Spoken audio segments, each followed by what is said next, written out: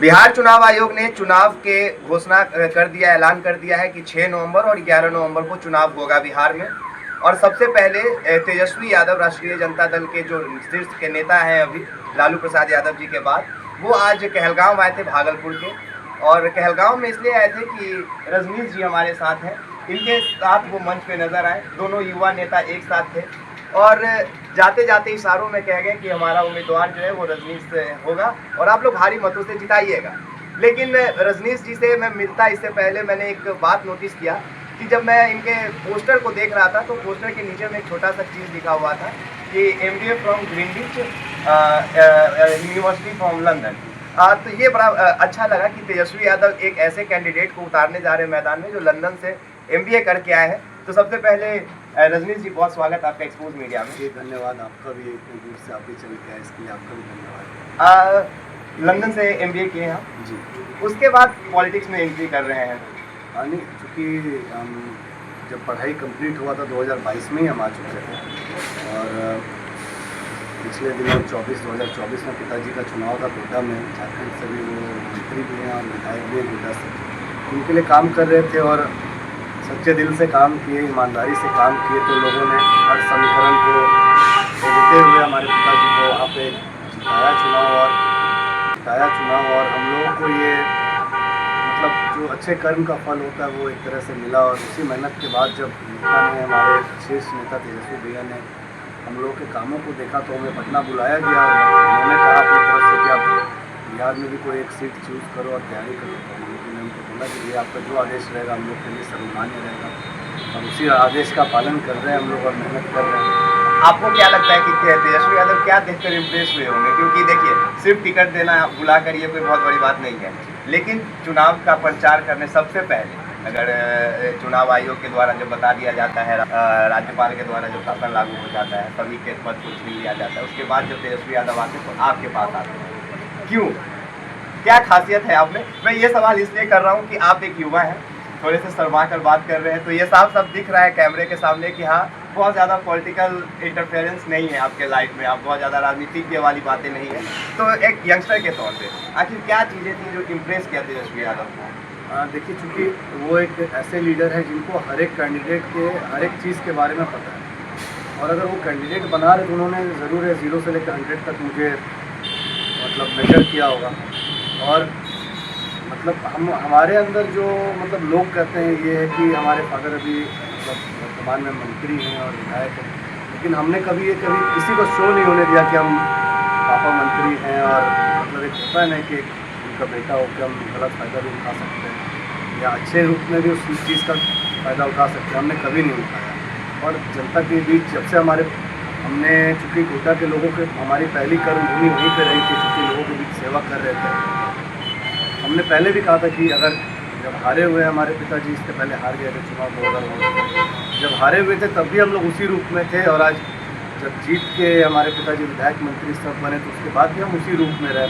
24 घंटा में जब तक आँख खुला हुआ है लोगों का फ़ोन उठाते हैं, दर्द हम लोग बांटते हैं और जितना हो पाता है, जिस रूप में हो पाता है, मदद लोगों को करते हैं। और चूँकि वो सीमावर्ती क्षेत्र है, पापा के क्षेत्र से कहलगांव क्षेत्र सीमावर्ती है, अच्छे कर्म का जो मैसेज होता है थोड़ा ज़्यादा ज़ोर से मतलब वो बम थोड़ा ज़्यादा ज़ोर से फटता है। तो जो वहाँ पे हमने काम किया, जीतने के बाद भी पिताजी के लगातार लोगों के बीच रहे, कभी हम फील नहीं होने दिए कि विधायक मंत्री हैं या ये है वो। तो अच्छे उस चीज़ की मैसेज आई। और आप मानेंगे नहीं, हम मतलब आपके कैमरे के माध्यम से हम कहेंगे कि जितने कम समय में यहाँ के लोगों ने एक तरह से मुझे अपनाया, नए लड़के को। आज 27 साल का लड़का है, मान के चलिए कोई अनजान लड़का अनजान जगह में जाकर अगर लोगों का भरोसा जीत रहा है तो ज़रूर कुछ अच्छा काम किए होंगे। और हमने ये वादा किया है और सभी जगह हमने यही कहा है कि एक बार अपना के देखिए, अगर लगेगा 5 साल के लिए मौका देंगे, किन्हीं ना किन्हीं को मौका देंगे। एक बार गाँव हमारे ऊपर खेल के देखिए, अगर लगेगा कि हमारे अंदर भी वही विधायक और लोगों के अंदर जो रुबाब रहता है, रुतबा का जो नशा चढ़ जाता है, वो अगर आ जाएगा तो 5 साल बाद आपके हाथ में वो मौका लगेगा कि हम उस लायक नहीं कि जिस कुर्सी में बैठे हैं आपका मार के गिरा दीजिएगा। अच्छा, अगर आप विधायक बन जाते हैं तो क्या विजन होगा आपका गाँव में? आप लंदन से MBA करके आते हैं, ठीक है, तो कुछ अलग एक्सपेक्ट करेगा बिहार का लोग, कहलगांव का लोग, हाँ आप कुछ ऐसा एग्जाम्पल सेट कर दें कि बाकी के विधायक भी सोचे उस चीज़ के लिए, तो क्या आपका विजन होगा, किस चीज़ पे आप ज़्यादा ध्यान देंगे? भैया देखिए, यहाँ पे एक चीज़ आपको क्लियरली बता दूँ, मतलब इस बिहार के किस क्षेत्र के, पूर्वांचल क्षेत्र हो चाहे मतलब ये जो एरिया है बिहार का जिस छोर में हम लोग रहते हैं, यहाँ पे सबसे बड़ा पावर प्लांट है एनटीपीसी का। चूँकि अब बहुत पुराना है तो रोज़गार की बात तो उसमें नहीं किया जा सकता है, चूँकि मेरे ख्याल से 40 साल 45 साल पुराना वो पावर प्लांट है।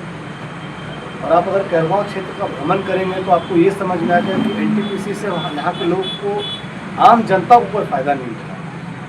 फ़ायदा मिला यहाँ पे ठेकेदारों को, बिचौलियों को, मतलब दलालों को, जो गरीब का लेबर का पैसा मार के आज फॉर्चुनर में घूमेंगे और बड़े बड़े गाड़ियों में घूमेंगे, महल बनाएंगे, शीश महल बनाएंगे। तो मेरा पहला कार्य यही रहेगा कि इन सब चीज़ों को रोकना कैसे है। हम किसी के भी पेट पे लात मारने का मंशा नहीं रखते, लेकिन जो हक यहाँ के लोगों को मिलना चाहिए वो नहीं मिलेगा। छोटा सा एग्जाम्पल देंगे, यही पावर प्लांट का 10% के हिसाब से पावर प्लांट हमारे पिताजी के क्षेत्र गोड्डा में, अडानी पावर प्लांट। आज आप अगर गोड्डा अगर यहाँ आए तो आप एक बार गोड्डा विजिट करें। हमने कहा कि हम ठीक है, रोज़गार के मामले में हम मुँह से कहते हैं हम विफल रहे। 8 महीने हुआ हमारे पिताजी को मंत्री बने हुए, हम अभी तक विफल हैं। लेकिन उसके अलावा जो भी फ़ायदा हम दिला सकते हैं निजी कंपनी से, अपने पेट भरना को ना देखते हुए, आज अगल बगल के 2 पंचायत में आपको इकट्ठा नहीं दिखेगा। सीएसआर का जो 2% आपका रहता है, 2 या 3% रहता है कि आपका जो प्रॉफिट हुआ उसका 2% 3% आपको यहाँ पे जनता के बीच आपको खर्च करना है और खर्च करना है। आप 1 रुपया का गलत इस्तेमाल हम लोग क्षेत्र में ना करते ना होने देते हैं। आज हमारे क्षेत्र में लगभग 257 दिव्यांगजन हैं। हमारे पिताजी ने चिट्ठी लिखा अडानी को, पहला चिट्ठी की हमें 250 स्कूटी चाहिए दिव्यांग लोगों के लिए। तो चूँकि चलिए कोई भी प्राइवेट संस्थान है तो प्रेशर नहीं दे सकते, उन्होंने 40 स्कूटी का अप्रूवल दिया। आज 8 महीने में उसी अडानी से हमारे पिताजी ने 40 स्कूटी, टीवीएस का स्कूटी दिव्यांगजनों को दिलाया। आज मंदिर हो, जहर स्थान हो या मतलब कब्रिस्तान हो, जो भी सुंदरता के लिए, सौंदर्यीकरण के लिए हमें चाहिए, हम अडानी से जो भी दिलवा सकते हैं। अब सरकारी फंड हम हो सकता है किसी और चीज़ में यूज़ कर लें, लोगों को और भला हो जाए, हम वो चीज़ अडानी से दिलवाएं। आप मतलब मैं खुले तौर पे कहता हूँ कि जो भी फ़ायदा 0 से लेकर 100 तक दिलाना हम दिला पा रहे हैं। सेम विजन मेरा यहाँ एनटीपीसी के लिए रहेगा। आप मानेंगे नहीं, दर्द होता है जब मैं पहली बार ज़िंदगी में कहलगांव चुनाव लड़ने के मकसद से जब आ रहा था लोगों के बीच जाने का, मुझे रास्ता नहीं पता था।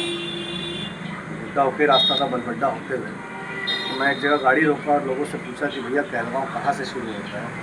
पता उनका जवाब क्या था, जब तक आप अच्छे रास्ते में चल रहे हैं आप झारखंड में, जहाँ आपको लगेगा कि आप गड्ढा में गिरे समझ जाइए कहलगांव शुरू होता है। और हम आपको माइक पे नहीं कर, आप एक बार जाके विज़िट करिए एनटीपीसी गेट नंबर 1, जिस गेट से जीएम, सीजीएम, प्लांट के सबसे बड़े पदाधिकारी लोग जाते हैं ना, उस गेट के बाहर कुआं जैसा गड्ढा बना हुआ है।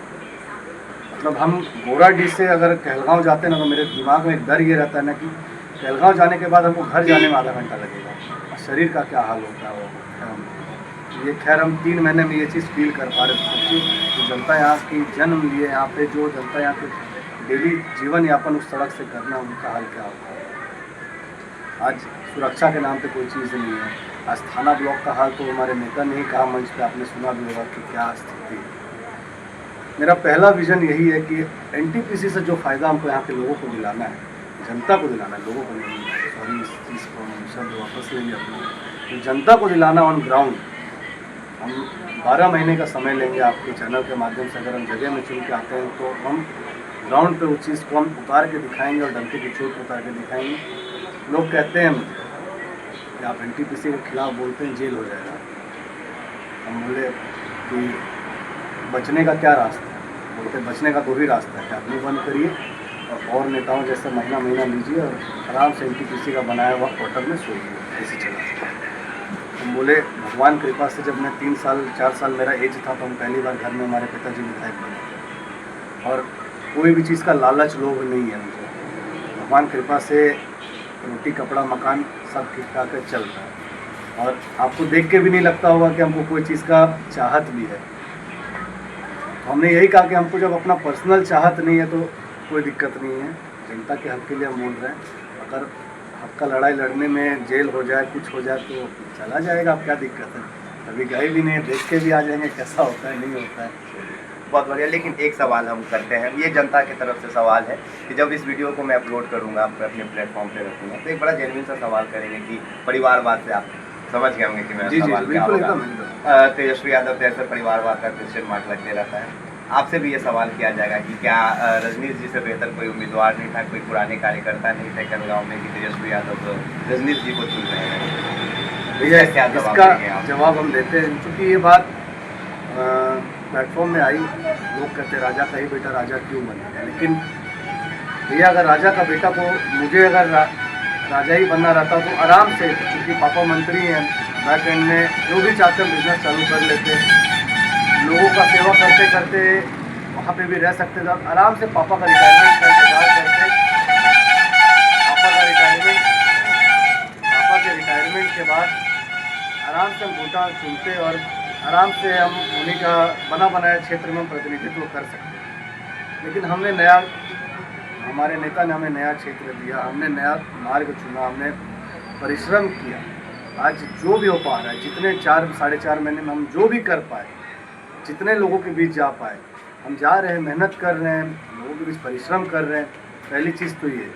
दूसरी चीज़, अगर राजा का बेटा को राजा ही बनना रहता तो जब आपने देखा है तेजस्वी जी बिना पेपर देखे अगर मेरा नाम माइक पे बोल सकते तो हमारा संबंध उनसे कैसा होगा आप समझ सकते हैं। तो हम यही कहेंगे, राज्यसभा का भी ऑप्शन था, MLC बनने का भी ऑप्शन था, MLC बन के ना राजा का बेटा लोग अभी उप मुख्यमंत्री अभी आ रहे हैं, तो उन पर सवाल क्यों नहीं होता। लेकिन अगर कोई मेहनत करने वाला 27 साल का नया लड़का अगर मेहनत कर रहा है और सेवा करना चाह रहा है तो परिवारवाद का आरोप लगता है। मौका दीजिए। अगर लगेगा कि ठीक है AC में सोने वाला लड़का है, 5 साल नहीं दिखेगा, विधायकी का घमंड चढ़ जाएगा, तो 5 ही साल के लिए ना मौका मांग रहे। एक बार मतलब मेजर करने का तो आप लोग प्रयोग और संयोग करिए। और जहाँ तक कि आपने बात कहा कि ये सवाल परिवारवाद का उठता है, तो देखिए ये लोग जनता नहीं उठा, आम जनता के बीच जाएगा तो कोई ये नहीं कहेंगे। आम जनता के बीच जाएगा तो लोग यही कहेंगे कि जेन्युइन लड़का है, अभी भी फ़ोन करते हैं, फ़ोन उठाते हैं, मुसीबत में रहता है तो मदद करता है। लोगों को और क्या चाहिए भैया? रोड, सड़क, नाली, पुल, पुलिया ना मुखिया से, वार्ड से लेकर मुखिया से लेकर जिला परिषद से लेकर मुख्यमंत्री लोग तक बनाते हैं। विधायक मंत्री लोग चुनता है, सांसद चुनता है, तो लोगों का ये रहता है कि कहीं उनको पकड़ लिया, विधायक जी को फ़ोन लगाएंगे तो चलो गलती किए छुड़वा देंगे। हमारा एक्सीडेंट हो गया, कोई जान पहचान में गाँव समाज में कोई धक्का खा गया, एक्सीडेंट हो गया, तो विधायक जी को फ़ोन लगाएंगे तो पैरवी होकर उसका इलाज ठीक से हो जाएगा। लोग इसलिए चुनते हैं, ज़्यादा आपसे लोग ज़्यादा कनेक्ट इसलिए होते हैं, आप मानेंगे नहीं। छोटा सा एग्जांपल, हम थोड़ा सा बड़ा हो रहा है लेकिन हम कहेंगे कि सदर अस्पताल है गोड्डा में, 23 नवंबर को 2024 में हमारे पिताजी चुनाव जीते थे यहाँ पे गोड्डा से, और 24 नवंबर के सुबह हम सदर अस्पताल गोड्डा में ये करने गए थे कि जो हम हर दिन का मेरा ड्यूटी रहता था कि हफ्ते में हम एक दिन सदर अस्पताल ज़रूर जाएंगे। और आज स्वास्थ्य विभाग का हम लोगों का जो विधानसभा का, पिताजी का विधानसभा का, रांची रिम्स में हमने अपने पैसे में प्रतिनिधि रखा, रेगुलर एम्स में प्रतिनिधि रखा, गोड्डा सदर अस्पताल में प्रतिनिधि रखा, भागलपुर मायागंज में प्रतिनिधि रखा अपने पैसे पे। तो मान के चलिए अभी तो 5 साल है चुनाव का, चाहते तो 3 साल, 3.5 साल, 4 साल सोते, आखिरी मोमेंट में ये सब खोलते, लेकिन सच्चा भाव से सेवा करना चाहते हैं। 23 नवंबर को कोई चुनाव जीतेगा और 24 नवंबर को आपको लगता है क्या कि 12 घंटे के अंदर वो लोग फील्ड में दिखेंगे? लेकिन हम गए, हमारे पापा मंत्री पद का शपथ ले रहे थे, जीवन में पहली बार हम रांची गए।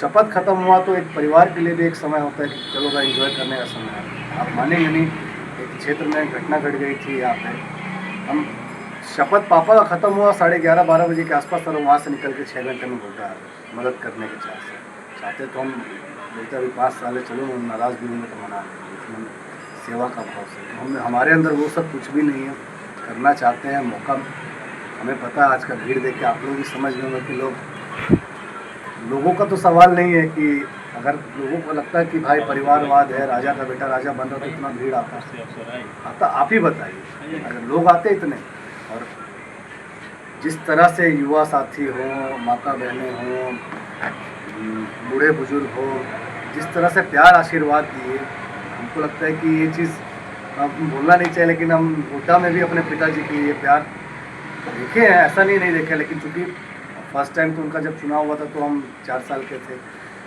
अब तो उनको लोग रिपीटेडली 27-28 साल से वहाँ देख रहे, तो होता है ना कि अरे तो अपने ही घर का नेता है, तो रैली में क्या जाएंगे, घर आएंगे, घर में मिलेंगे।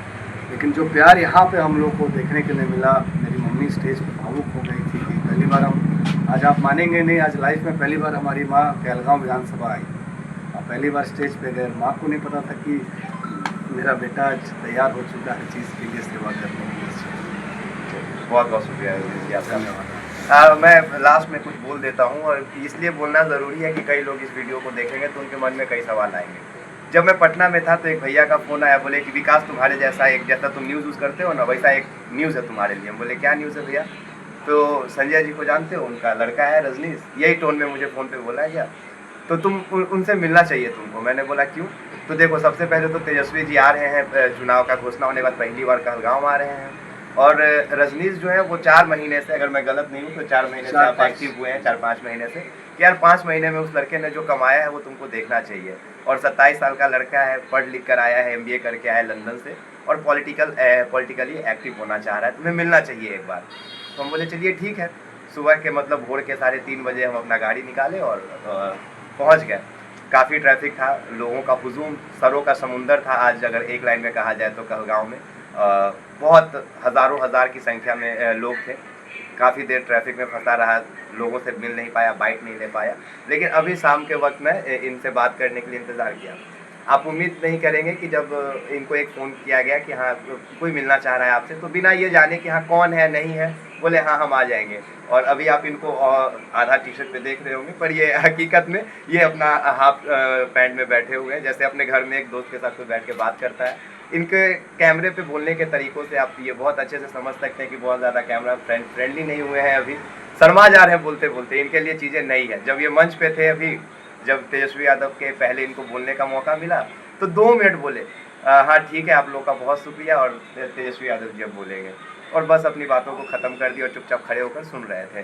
तो ऐसा लग रहा था कि हाँ कोई बहुत इनोसेंट सा लड़का है, कि इनोसेंट सा फेस वाला। मैं इसलिए ऐसा बोल रहा हूँ कि जब भैया बताया कि 27 साल का उम्र है, तो मेरे अंदर भी कॉन्फिडेंस आ गया, क्योंकि मेरा उम्र 28 साल है, तो थोड़ा सा ये भाईचारे वाली बात आ गई।